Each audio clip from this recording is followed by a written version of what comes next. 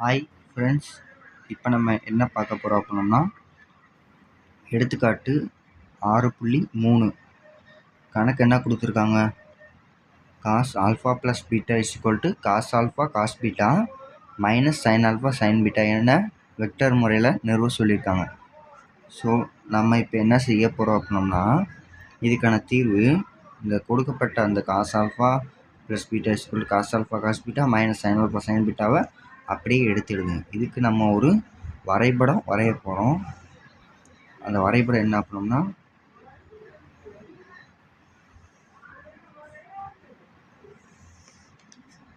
இப்படி ஒரு கிராஃப் போட்டுக்கோங்க. புரியுதா? நான் சும்மா கையில் போட்டிருக்கேன், நீங்கள் வந்து ஸ்கேலில் போடணும். இது ஒய் ப்ரைம், இது எக்ஸு, இது ஒய், இது X prime. Okay. So next என்ன செய்ய போகிறோம் அப்படின்னா, இங்கே நம்ம இதே மணிக்கு இன்னொரு கணக்கு பார்த்துருப்போம் பயிற்சியில். அதாவது எப்படி அப்படின்னா, cos alpha minus beta equal to cos alpha cos beta plus sine alpha sine பீட்டான்னு பயிற்சியில் ஒரு கணக்கு பார்த்துருப்போம். ஆனால் அங்கே மைனஸ் வந்ததுனால நம்ம ஒரு கால் பகுதியிலே முடிச்சிட்டோம். இங்கே ப்ளஸ் வந்திருக்கு. இங்கே ப்ளஸ் அப்படின்னா 2 கோடு இருக்கா. இப்போ இது ஒரு கோடு, இது ஒரு கோடு. அதனால் இதுக்கு 2 கால் பகுதி வரும். எந்தெந்த கால் பகுதி அப்படின்னோம்னா, முதல் கால் பகுதியும் 4ஆம் கால் பகுதியும் வரும். புரியுதா? ஸோ நெக்ஸ்ட்டு என்ன செய்ய போகிறோம் அப்படின்னா, முதல் கால் பகுதியில் ஏயையும் 2ஆம் கால் பகுதியில் பியையும் குறிக்க போகிறோம். இதுக்கு சென்டரில் ஓன்ற இது ஓன்னு குறிப்புமா. அடுத்து என்ன செய்ய போகிறோம், இந்த ஓலேருந்து ஏக்கு ஒரு கோடு வரையும். ஏக்கு ஒரு கோடு வரையும். இங்கே ஒரு செங்குத்து கோடு. புரியுது? இது ஒரு செங்குத்து கோடு. இதை எம்ன்னு வச்சுக்கிறோம். ஸோ நெக்ஸ்ட்டு இதை ஆல்ஃபான்னு எடுத்துக்கிறோம். இந்த ஓக்கும் ஏக்கும் இடைப்பட்ட டிஸ்டன்ஸ் என்ன அப்படின்னா ஏ வெக்டார். ஸோ நெக்ஸ்ட்டு ஓலேருந்து பிக்கு ஒரு கோடு வரைகிறோம். வரைஞ்சிட்டோம். இது பி. இந்த பிலேருந்து இந்த இதுக்கு ஒரு செங்குத்து வரைகிறோம். இது வந்து என் எடுத்துக்கிறோம். ஸோ நெக்ஸ்ட்டு என்ன செய்ய போகிறோம் அப்படின்னா, இந்த ஓலேருந்து பி வரைக்குள்ளதை பி வெக்டர் அப்படின்னு எடுத்துக்கிறோம். நெக்ஸ்ட்டு புள்ளிகள் குறிக்கணும். இதில் இந்த புள்ளி என்ன வரும், cos alpha comma sine alpha. இங்கே நமக்கு முதல்ல ஏ இருக்கிறதுனால ஆல்ஃபான்னு போட்டுக்கணும் ரெண்டுத்துலேயுமோ. அப்படி நீங்கள் உங்களுக்கு குழப்பிருச்சு, முதல்ல சைன் வருமா காசு வருமா அப்படின்னு நீங்கள் பார்த்தீங்க அப்படின்னா, நீங்கள் இதை ஞாபகம் வச்சுக்கோங்க. காசு கொடுத்தா சைன் போடுவோம், அந்த மாதிரிக்கு ஞாபகம் வச்சுக்கோங்க. ஓகேவா? ஸோ அடுத்து என்ன செய்ய போகிறோம், கீழே பி குறிக்க போகிறோம். பிக்கு என்னது, பின்னா பீட்டா. அதே மாதிரி தான் இங்கேயும் cos beta.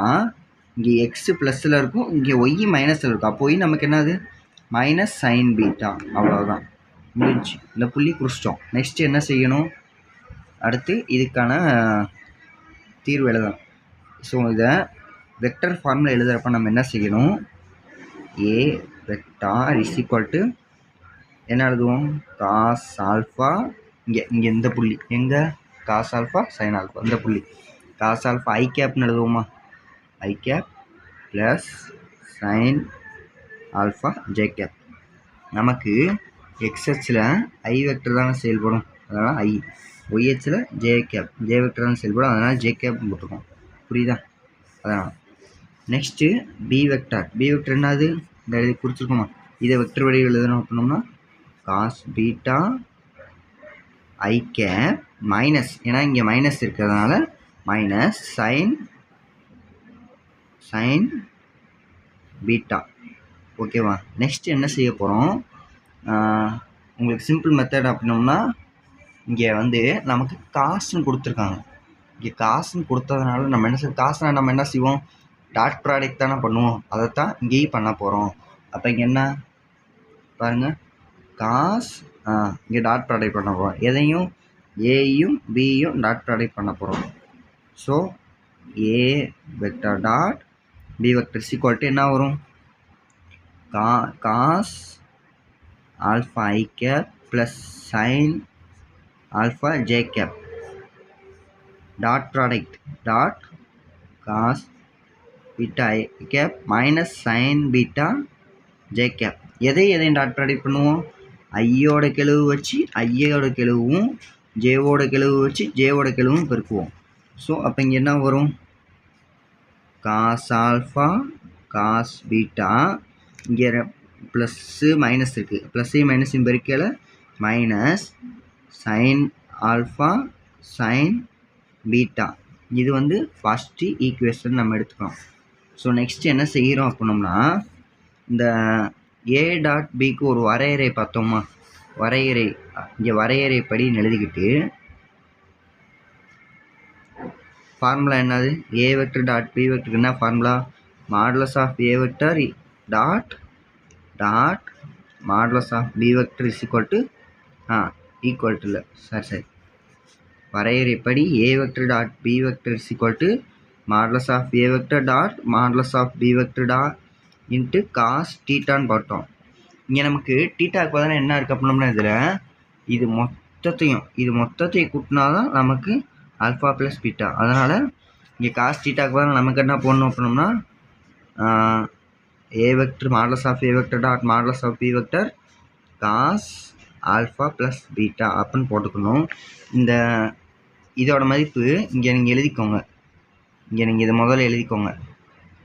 Equal to modulus of A vector is equal to modulus of B vector is equal to 1. இதை நீங்கள் எழுதிக்கோங்க. ஸோ இதை வச்சு தான் நம்ம இதை போட முடியும், இதை போட முடியும்.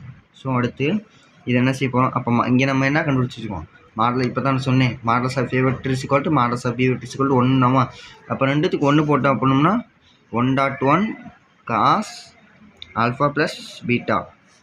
நெக்ஸ்ட்டு இங்கே என்ன செய்கிறோம்? அப்போது 1 டாட் ப்ராடக்ட் பண்ணோம் அப்படின்னோம்னா இங்கே 1.1 cos alpha plus beta. So next 1 dot product பண்ணோம் அப்படின்னோம்னா அதே தான் வரும், காஸ் ப்ளஸ் பீட்டா. இது வந்து செகண்ட் ஈக்குவேஷன் அப்படின்னு நம்ம எடுத்துக்கிறோம். ஸோ நெக்ஸ்ட்டு என்ன செய்ய போகிறோம் அப்படின்னோம்னா, இங்கிட்ட வந்து இதை நம்ம என்ன எடுத்துக்கிட்டோம்? A vector dot B vector தானே எடுத்துக்கிட்டோம்.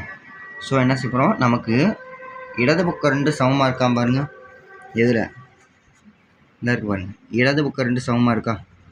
இடது பக்கம் 2 சமமாக இருந்துச்சு அப்படின்னா நமக்கு வலது பக்கம் 2 சமமாக தான் இருக்கணும். ஸோ நம்ம இதை என்ன செய்ய போகிறோம்?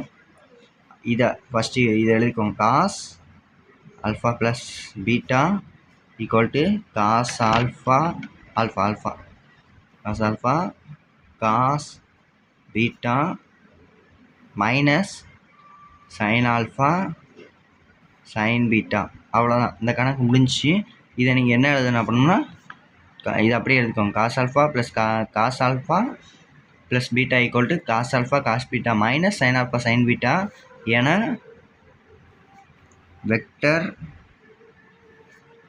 முறையில் நிறுவப்பட்டது.